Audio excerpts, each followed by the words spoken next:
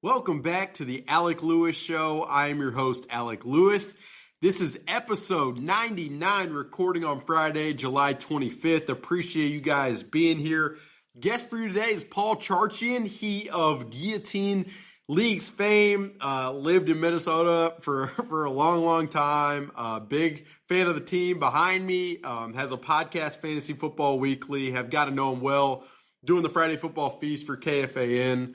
The last few years, and always enjoy chatting football. He thinks about things in depth, and so we got into everything. I started him off with who he thinks is the sneakiest fantasy football pick in the NFL.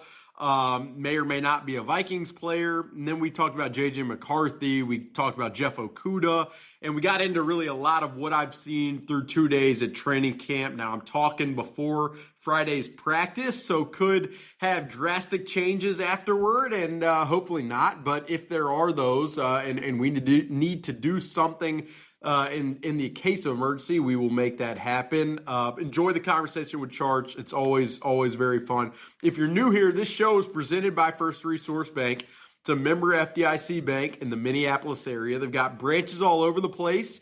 Whichever town you live in, I would bet there's a branch there. And then the people who run the thing care about the community. Tim Siegley, Aaron Siegley, Charlie Anderson, and really everybody in there. Mark Cove, others, really just love this community. They love this team, and they've been kind enough to participate as we built this podcast, which we do 2 times a week as a supplement to my day job, covering the Vikings for The Athletic. Really excited to be back out here at the TCO Performance Center, doing things day to day. A lot of stories to come next week. Looking forward to you guys seeing those.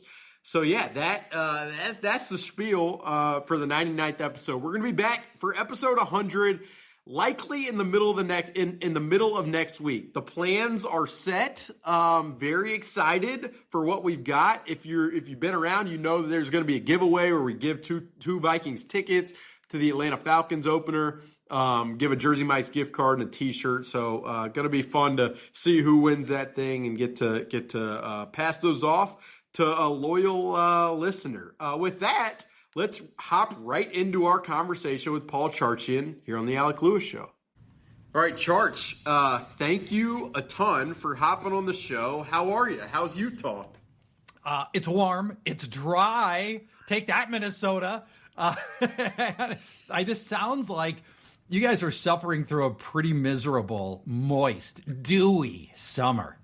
The first day, well, yeah, all summer, I mean, like I move up here from Alabama. These are the Minnesota summers. You go through the winter to get to live and thrive in this summer air. And it has been, I mean, it feels like at times the humidity that I grew up with in Alabama. The first day of practice on Wednesday, we were inside because it was pouring, but it felt like, I mean, it literally felt like you were in a swamp in the Everglades in the indoor facility watching practice. Was not the most fun. I want to start, we're going to talk J.J. McCarthy. We're going to talk, a lot of different things, but I do want to start like broad. You go on shows all the time. You're thinking about fantasy all the time. Like the classic host question is probably, you got one guy you're higher on than everybody else this year. Like where is your lane when you're asked that right now this time of year? Because obviously the people listening to the show are going to play fantasy, and there's probably not a better person I can, and I need my own advice. So I'm going to ask you right here. Well, this goes back to a conversation you and I had in studio back in early March, I want to say. My favorite sleeper for this year, last year's Khalil Shakir, who ended up having a good season, not an amazing season with Buffalo, but a good season, and he was going undrafted in a lot of leagues. My answer this year is a Minnesota Viking. It's Jordan Mason. And, when we talked early May, I was like, I think Jordan Mason is sitting on double-digit touchdowns. I think this team wants to pound the ball at near the stripe. And then I told you a story on air that I'll tell you again here, Alec. At the Vikings draft party, Aaron Jones was nice enough to attend, as he had the year before. And so Always. He's the best. He's so good with fans and media. I just, whatever you wish every player was just stamped with the same thing that Aaron Jones has got. And so I just asked him, how much of it is a split backfield? What's the roles going to look like? And he told me short yardage is going to go to Jordan Mason. That's from Aaron Jones. So you don't have to take my word for it. Take Aaron Jones's word for it. We know last year, 13 carries from inside the 5 for Aaron Jones, -2 yards, and only 3 touchdowns on those carries inside the 5. And by letting Jordan Mason, 20 pounds heavier, right, built for inside tough yardage in this new guard center guard combo that the Vikings have got, I think they just want to power people there inside the 5, and it takes some reps off and some pressure off of J.J. McCarthy to make great decisions at the stripe. And so I think this is going to be a big Jordan Mason year. I think this thing's going to be like a 60-40 timeshare, not a 80-20 like a lot of people think. And Mason's is sitting on a really nice season.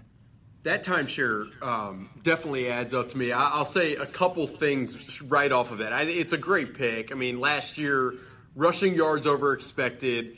I believe the only 2 guys he fell behind in that statistic were Derrick Henry and Saquon Barkley, guys you've probably heard of. And then yards after contact on average, he was exceptional in that category as well. Like when I watch him, and this goes back to last year, the vision is just pretty unbelievable. And then when you see him out here, and I saw it in the spring, but I definitely saw it yesterday, and we're talking Friday, so this was Thursday. I mean, he's just massive. And one of the other writers was talking about him. And I said, compared to Aaron Jones, like he's like a Ford F-250, and Aaron Jones is like the Mercedes S-Class. And that's like both have utility.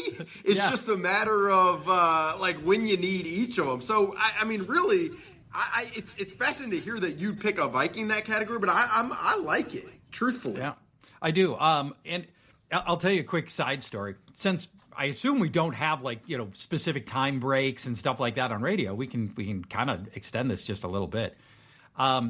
There's a betting channel called VSiN, VSIN, and I've got friends who have hosted a show on it since its inception, like 8 years ago, Mitch and Paulie. So I did their show about 3 weeks ago, and I started talking about Jordan Mason and his odds to be the NFL's rushing touchdown leader. Wow. And I made my case similar to the one I just made here, where I think he's going to have double-digit touchdowns. And I reminded them that, and his odds were 400-1. I reminded them that 2 years ago, last year, James Cook went from 2 rushing touchdowns the year before to lead the NFL in rushing touchdowns. The year before that, it was Raheem Mostert, Alec. I mean, that's not an everyday name, right? That was the goal line guy on a good offense. Year before that, Jamal Williams in Detroit. Yeah. A goal line guy in a good offense. Jordan Mason's going to be a goal line guy in a good offense. So we do this segment. I ramble on about Jordan Mason. In the course of the segment, it went from 400-1 down to 80-1. That made people were betting Jordan Mason to lead the NFL in rushing touchdowns. Well, if anything, that shows your proclivity to be able to move these lines.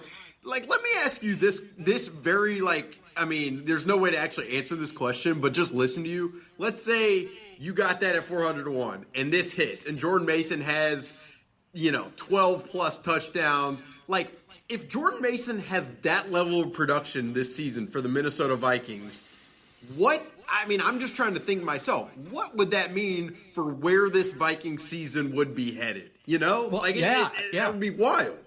Right, it would be wild. And you could say, well, if Jordan Mason has 12 touchdowns, that must mean our quarterback's in trouble if Jordan's scoring the touchdowns. But I would see it the other way. That means there's opportunities inside the 5. That means this team is going over the 50 a lot. They're getting into the red zone a lot, and they're getting down near the stripe a lot. And that's, I think if you believe Jordan Mason is sitting on double-digit touchdowns, you also have to buy into the overall efficacy of this Vikings offense with J.J. McCarthy. And I'm optimistic about all of it. So I do think the Vikings are a candidate to be a top 5 total offense, and that's going to be – Jordan Mason's going to be a big part of that. We talked a couple weeks ago, and we were, going through this very subject, and we went through the J.J. McCarthy conversation, the running back conversation, and I said to you at the time, if they are to run the football more, and if they are to use Jordan Mason, in the red zone the way we're talking about, I said on the radio with you, I don't want people to take that as any referendum on J.J. McCarthy's ability or trajectory. For me, that would be viewing the Vikings strategy in their developmental process with J.J. McCarthy as a smart one. That would be them deploying the infrastructure around him optimally to get him to the place that he will ultimately get to. Like, I think this year, you don't want him dropping back on 1st and 10, on 2nd and 8 all the time. Now, there are going to be those downs and distances, 3rd and 7, 3rd and 8. Those are quarterback downs. That's where he's got to perform. But if they can be, smart and optimal in those other downs, it feels like that's the best way to develop him long term. And I would imagine you would agree with that. 100%. We don't want to, if we're throwing J.J. McCarthy's arm out of socket, something's gone wrong. That's not what we want. You want the development path for your first year starter is efficiency, not volume. We want to put JJ in a spot where he doesn't have to make all the plays on the field. He needs to just make key plays, make first downs, the periodic deep passes downfield. I want to see him throwing 27 passes a game, not 37. Let's just find the things he does really well. Focus on those things that are executable, repeatable for J.J. McCarthy. Efficiency, not very many mistakes, balanced offense. That to me is a win in year one. Where this thing can get high flying is next year. I just don't think that we should be putting the youngest starting quarterback in the NFL in a position where we're asking him to go win a lot of games through sheer volume. And just as well as I do, if that's the approach that they take, and, if they're having success with it, you're going to get the national, consternation over they're not letting him rip because he's only this. Or like that's going to exist. But this is the thing about J.J. McCarthy is he lived that national narrative in college. So it won't be new to him. And if the team is winning, then you can feel good about it. I want to pose this question to you. So I've seen him out here at training camp 2 days. I talked at length about his first day. I haven't talked a ton about his second. You're watching from afar. Like, what would you be curious about for someone who's here watching him every day? What would you want to see? What would you ask? What would you want to know? Toss it at me. I've got questions for you. Now, the sample size is really small. It's 2 days, right? So, let's keep that in mind, listeners, right? So I'll be asking these questions, Alec. You're going on a small sample size. First thing I want to know is accuracy. Is he making, well, let's start there. Are we delivering accurate passes, and is he able to make reads? Are we going through progressions and then delivering the ball accurately? Those, to me, are really critical foundational steps for a young quarterback. So let's start on progressions and accuracy. It's a great place to start. The progressions have been there time and time again where, I'm speaking Thursday specifically. You see him look to the front side, to the left, and then, progress to the middle with a crosser. And you know this offense, Charge, just as well as I do. It is so much about, can you keep your feet and eyes angled one way and then progress over the middle of the field and move your feet and eyes and throw the ball accurately. Now, I just said the word accurately. There have been certain instances where, like yesterday in particular, did he progress a little late? Maybe. And then could he have placed the ball in a totally better spot? Yes. But I would say for the most part, in your standard throws, out routes to the sideline, throws over the field, progressing in rhythm, it's been pretty much there. And so I to start there is probably apt. And through 2 days without pads, everything you'd probably want to see, you've seen. Great. I'm going to give you 2 more things for J.J. McCarthy that I'd like to look into early in training camp. Is he making the full route tree throws? Are we getting a look at the deep patterns? Are we getting a look at the deep outs? That's probably the hardest throw to make. Are the deep outs, is there mustard on that ball? Is there too much loft on the ball? Is he leading there? Do we see an arm requisite of the full route tree? Yeah, it's a great question. And the throw that comes to my mind was Thursday, kind of early in the practice. Justin Jefferson's running an outside on the right side of the line of scrimmage, out to the right sideline. And JJ, now there was a pass rush coming at him, which is going to be the case in the season. Yep. And JJ, you would like to get it like up and over and into that little bucket, and he kind of sailed Justin. Now, there's all these other elements that I have to be cognizant of in terms of, is he getting rerouted? Is Justin Jefferson getting rerouted? Was the timing like where Kevin O'Connell would want it? But that was a throw where he sailed it, and you're like, that's probably one that has to, he has to be able to convert over time. So I'd say that still remains a work in progress. All right, last thing for JJ that I'm hoping to get intel on early in the season. The intangibles. Does he look comfortable as a quarterback? Is he talking to the players? Is he taking command of the huddle? Things that are maybe harder to tell unless you're on the field and in the huddle. But from what you can discern, do you see the intangibles that you need every starting quarterback to have? Yeah, absolutely. I mean, that's the area where, and I've heard it framed this way already, but like you almost wonder, had the Vikings signed Daniel Jones back or Sam Darnold, had there been would that have impeded JJ's progress of developing his voice the way that he seems to over the last bunch of months? Would that have impeded the amount of reps he's gotten? I mean, I just, my mind goes to these little flashbulb moments, Charch, when you ask that. Like Thursday walking off the field, he's one of the last people walking off the field with Theo Jackson, a safety, who's been in this building for a long time. Like, that is the type of outreach that has to be organic, that has to be authentic to be able to lead from like a group perspective the way that I know he has in the past and that he wants to. So, I mean, it's in the huddle. Like, you hear offensive linemen in some of my side conversations that I've had, they're like, yeah, there's no, like, the play calls are long, but the conviction, the way he's uttering it, the command at the line of scrimmage, all of that stuff, like, that is not a box that I worry about at all in terms of it needing to be checked. I just think he has this magnetic charisma feel for being a connector and kind of, instilling confidence in a way that you can't really teach. So for me, as you ask those three areas, and I think it's really astute, like where I'm most curious, like as time continues to pass, is mechanically, can he be accurate? Can he layer the ball into windows? And is he progressing, to your point, in rhythm where it's within the timing of the play?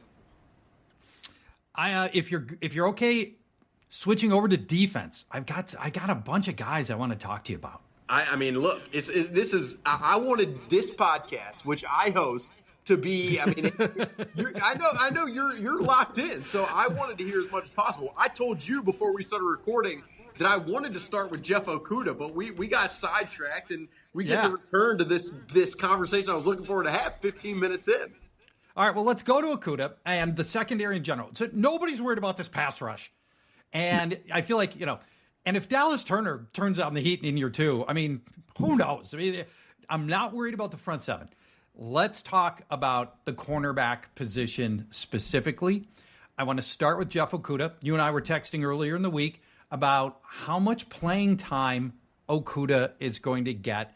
And because I'm rightfully nervous about this, and I have some concern, and I know he's getting a lot of first-team reps right now. Okudah's on his fourth team in 4 years.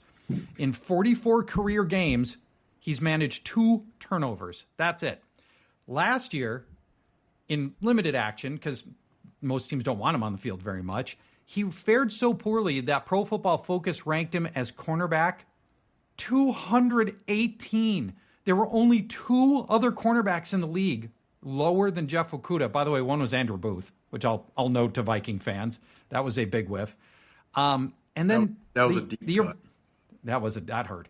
And then the year before that, he was cornerback 194 by Pro Football Focus. So we have reason to be concerned about Okudah. And with those, Isaiah Rodgers is an outside corner. Okudah is an outside corner. Byron Murphy is flexible. He can go both. He can play slot. He can play left. He can play right. He can do whatever you want. My worry is as soon as we get to nickel, Okudah's on the field. And nickel's a lot in this league. That can be 60, 70% of your snaps. So where do you stand on Jeff Okudah? How much playing time do I need to be nervous about?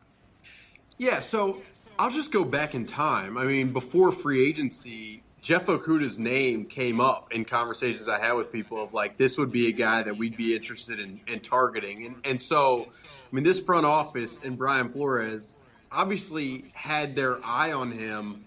I mean, it wasn't like something that just surfaced. Should we go get Jeff Okudah? Yeah, let's go. Like, it was something that they had a vision for. And I'll tell you this, I spoke to Jeff Okudah's, someone very close to him, I'll say, in recent days. And they said to me, like, Brian Flores had a very clear plan with this. And so it's felt like from kind of the beginning, they view Jeff Okudah as an athletic, explosive, press, centric, long arm tackler who can play on the short side of the field and just use his athleticism and explosiveness and thrive to a level that he never has in his time in the NFL. Now, obviously, there's a lot of hope built into that projection, into that signing. And what I would tell you is, I mean, he's impressed me watching him out on the field and talking to people. He's impressed them in terms of what he's shown and his aptitude early on. And so I know, I mean, this is one of those where it feels like last year, okay, you signed Blake Cashman, Blake's played, there have been times where it's been really successful, but he's also gotten hurt a lot. Can we rely on him? And then he becomes one of the best surplus value free agent signings of the entire offseason. And so, like, well, Jeff Okudah, you can poke holes in it from the outside in a lot of respects. He's navigated injuries and very serious one like torn Achilles. He's bounced around and it hasn't really stuck. There's part of me that if you look at it and it's like, well, if Brian Flores sees a vision and sees a path, and if he has the aptitude to be able to do it, can you, squint and see him having a year that restores his confidence to a level that it hasn't been in a long time? Now, the question I would ask to you as we're going back and forth here is like, is that too much of a bet? Is that too rosy of a projection for you to feel comfortable with if in week one in Chicago, the nickel grouping is, as you mentioned, Jeff Okudah on the outside, Isaiah Rodgers on the outside, and Byron Murphy Jr. in the inside? Yes, it is. That, to me, is more Jeff Okudah than I want to see on the field. I think he's going to he's going to be wearing a target on his jersey if he's playing that often. And when I go down the depth chart and look at the rest of the cornerbacks, I just don't know who else it would necessarily be. Mekhi Blackman, he's going to have to make a big jump if it's going to be him. Dwight McGlothern, I think it's going to be Jeff Okudah, and that's going to have to be somebody we're going to have to find some ways to hide on the field based on the play that he's had. Now, I'll say this coaching staff is familiar with him. They've faced Jeff Okudah before. So, maybe they have, maybe in going up against him, they've found parts of his game that they like. We haven't seen it on field yet. So, I have some concern there. Now, I'll flip it over and say this. Isaiah Rodgers is going to turn out to be a revelation. I agree. What we have got in Isaiah Rodgers is potentially the best cornerback we've had here since, I don't know how long. Xavier in his heyday. It's a long time. I know.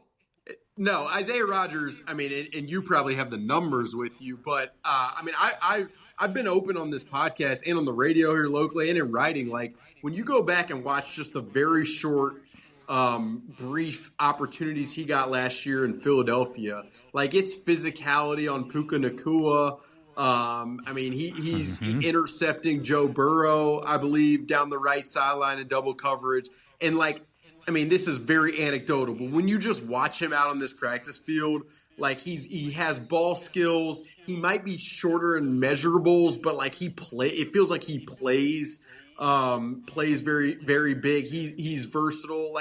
Your comment on the corner, I would say, and you and I have talked a lot about Byron Murphy over the last couple of years, but I really think he's ascended to a level that's just perfect for this defense. But he is one where Isaiah Rodgers is one where I don't really question it. And then we could talk about Okudah, but for me, where that cornerback room, where I start to wonder is exactly where you went. the depth behind them, the Mekhi Blackman, the Dwight McGlothern, the Zemiah Vaughn. You're just asking a ton from those guys in the event of injury, which you and I both know is likely to happen. Yep. Rodgers, for the people who don't remember his backstory, he was ascending as one of the best young cornerbacks in the league with the Colts, and then got nailed for gambling on games and had to sit out a full year, and he got cut by the Colts outright, which I think was a mistake for the Colts. And then landed with the Eagles last year, played a backup role, and played really, really well. There, to the point that you felt like, you know, he might be right back to the trajectory that he had. And he's still young. He's 27. You mentioned Isaiah Rodgers. He's a little shorter. He's a little slighter of build, but he is very willing to play physical coverage. I'm really optimistic that he can be a player that's ultimately gonna help the Vikings and just be a stabilizing force at corner. Defensively, is there any other aspect that you're curious about from your seat?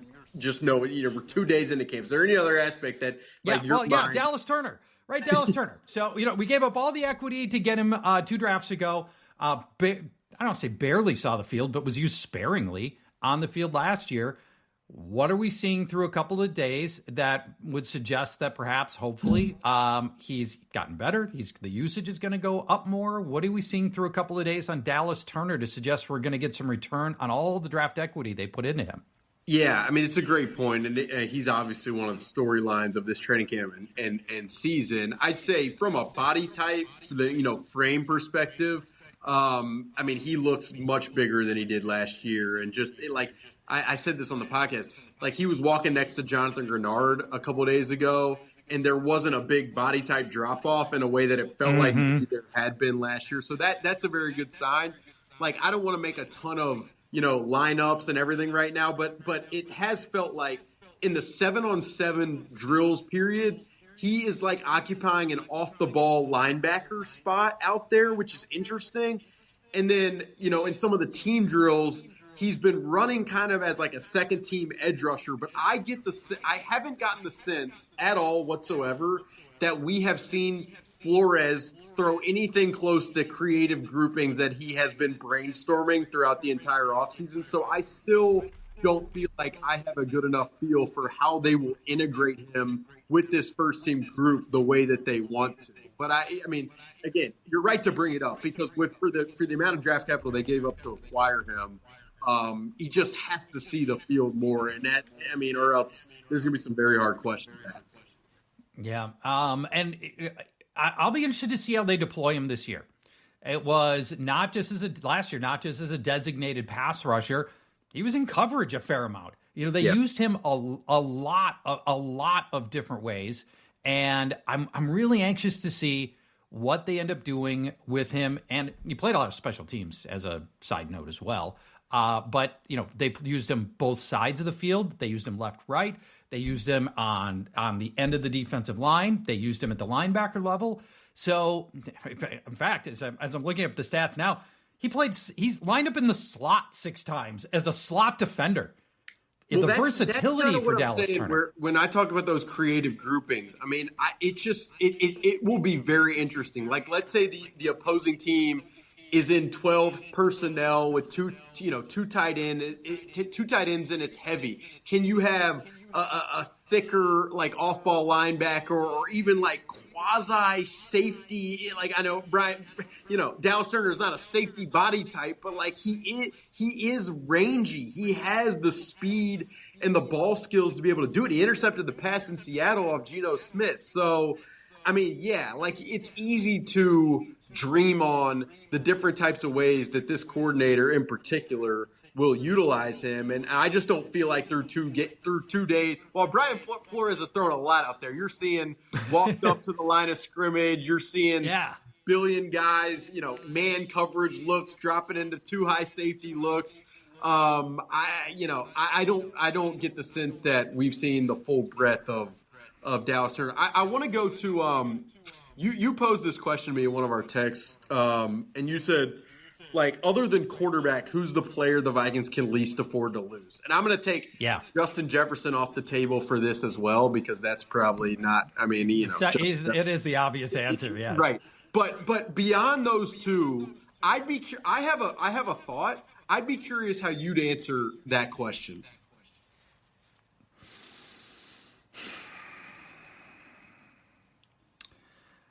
I might go. Oh, this is my own question. It's tempting to say Christian Darrisaw, even though he's hurt, because he could be so instrumental to helping JJ McCarthy by just being as great as he normally is. That said, Justin School's a quality backup, and maybe you wouldn't have to rely on him. The loss of either of our starting safeties would be a real concern after losing Cam Bynum. We don't have the depth there that we've typically had. I'm going to answer my own question with Harrison Smith. That's interesting. Very interesting. And I would say, you could even probably throw an argument for, if you lose Blake Cashman, who's the signal caller? Do you rely on Ivan Pace, who's playing coverage and middle linebacker? The way I would answer that question, and this may surprise you too, would be Ryan Kelly at center. I mean, in terms of how much might be on his plate pre-snap to keep more of J.J. McCarthy in his plate. And then I also, as part of this question, consider replacement level. Like, if it's not Ryan Kelly, then who is it? And whether it's Michael Juergens or a Blake Brandel who's versatile, I just you're going to have to, at that point, either probably pretty dumb down the offense or overload J.J. McCarthy, which is why the more I have considered, you talked Jordan Mason, that's how we started the podcast. The more I've thought about the most underrated signing of this offseason, there's part of me that wonders if Ryan Kelly and his smarts and how much they can put on his plate at the line of scrimmage has just gone so far under the radar of how critical that's going to be to JJ's development. Am I crazy? No, listen, I think that's a very savvy answer, honestly, not just because it's your podcast with your name on it, but all the points you made are great. We don't have any other center on roster that can do what Ryan Kelly can do. And you're 100% correct about how important a center is for decoding the defensive looks that are coming their way. It would be a huge loss. It's a great answer. And honestly, if I could do it over again, I might disagree with you on Ryan Kelly. Speaking of guys, go. Yeah. Speaking of guys that might miss time, what do we know on Jordan Addison? The potential for him being suspended. When do you think that might come down? How long do you think that might be? And then who do you think fills that Jordan Addison role in games that he could miss? That was the place I was going, as I was going to ask and frame the question. As a fantasy thinking mind, how would you, where is your mind at with Jordan Addison?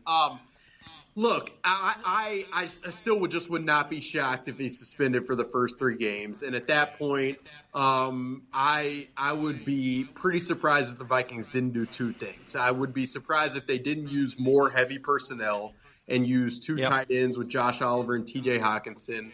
And then I'd be pretty surprised if Jalen Naylor wasn't the receiver opposite Justin Jefferson in those circumstances. And I know externally, I've gotten a ton of questions like, why Jalen Naylor? Why do they love Jalen Naylor as much as his team does? And it's I mean, when you're a play caller in the NFL like Kevin O'Connell, it's so much about risk-reward propositions and who can I rely on and who can't I rely on. And the thing that Jalen Naylor provides more than any other receiver on this roster is the understanding of how to mix in at each receiver position, whether he's playing the X, whether he's playing the Z, whether he's playing the F.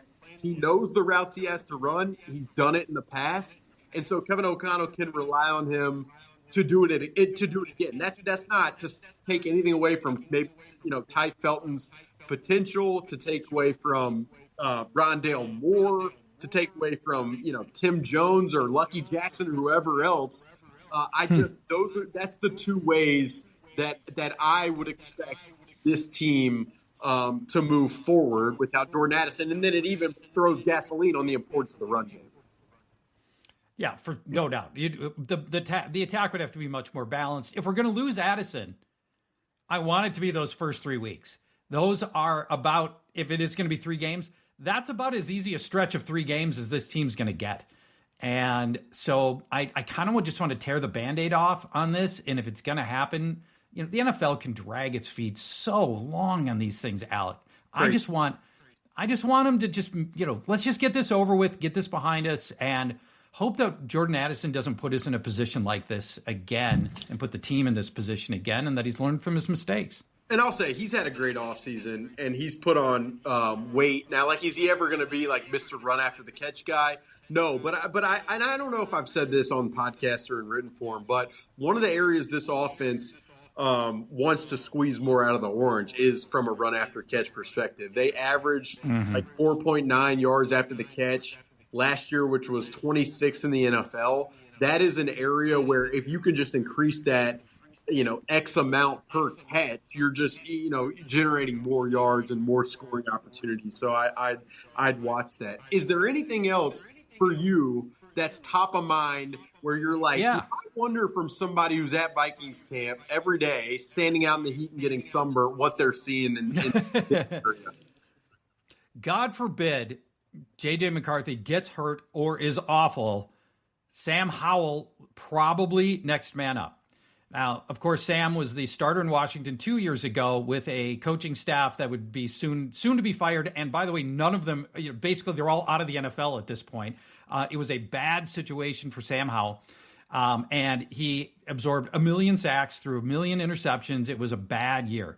Then he went to Seattle last season, back up there. I think he got a smidgen of time here and there, not a lot. And then the Vikings traded to get him and bring him in here as the presumptive backup. What have you seen from Sam Howell? Again, small sample size. What level of confidence do you have if the Vikings had to give Sam Howell a start or maybe more? Yeah, the first day of training camp was not good. If I'm not mistaken, the first pass, he threw it right to Ivan Pace Jr., would have been in pick 6, was just not phenomenal. And then there was some pre-snap operation that day that wasn't great. Thursday, it was a little better. And I don't want to be too rash in my thought after 2 practices, because I remember last year early, Sam Darnold threw 2 picks in 1 practice. And so I'm sure the sky was falling at the time, and he went and did what he did with the infrastructure that the Vikings have. So I'd say a week from now, you ask me this question, I'll have a much more, pick a side type of thought behind it. But there's no question, I'm watching this spot very closely because there's a reason they wanted to bring back Daniel Jones. There's a reason we've talked about this spot as much as we have with Ryan Tannehills of the world and the Joe Flaccos of the world. It is a massive one when you're spending $350+ million of this roster. And of course, you said this, we don't, nobody wants to see JJ get hurt. Nobody wants to talk about that being possible. But it is in the realm of possibility. And to have insurance, as we saw 2 years ago, it's critical. So it's a spot I'm going to be watching every day that we're out there. And you're smart to ask it, I think. Well, and hopefully we never have to find out what Sam Howell's really got. But I will say this, the kid, I was optimistic for him 2 years ago when he was starting because of the athleticism. He's got mobility similar to J.J. McCarthy. He's got mobility and some arm strength. And, I think stylistically he's not that far off of J.J. McCarthy. So maybe it'd be okay. All right, my last topic for you, Alec. And we're both very busy people. I think T.J. Hawkinson could be sitting on a giant year. Yeah. So it's the year after the ACL, the year after the ACL, year removed from the comeback. The mobility, the flexibility should all be there. We know that young quarterbacks, first-year starters, oftentimes as they're making the progressions, they get antsy in the pocket, and there's T.J. Hawkinson right in front of me, 10 yards downfield, bang. Lots of safety valve tight end work from young starting quarterbacks is common.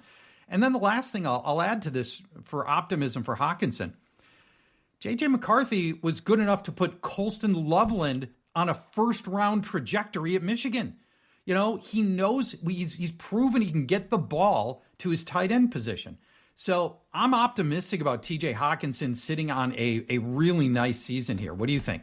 Lest we forget, 2 years ago, TJ Hawkinson caught 90 passes for the Minnesota Vikings defense. And, I mean, we just talked about Jordan Addison. If he misses time, you're going to see a lot of TJ Hawkinson. Your point about J.J. McCarthy is correct. I'm not sure if there's a person he's thrown to more in the first 2 days of training camp than TJ Hawkinson. And then just talking to TJ the other day, it sounded like, just by the tone of his voice, that he is motivated to prove that he is the guy from 2 years ago, and that can be, I mean, like, does he expect 90 catches? I mean, maybe he expects it, but that would be wild. But I just, it felt like last year just probably didn't go the way he wanted it to go in a lot of respects. And so, yeah, he was the one, after the first day of practice, I put on social media, like, I thought TJ Hawkinson looked really good. So I'm with you and bullish on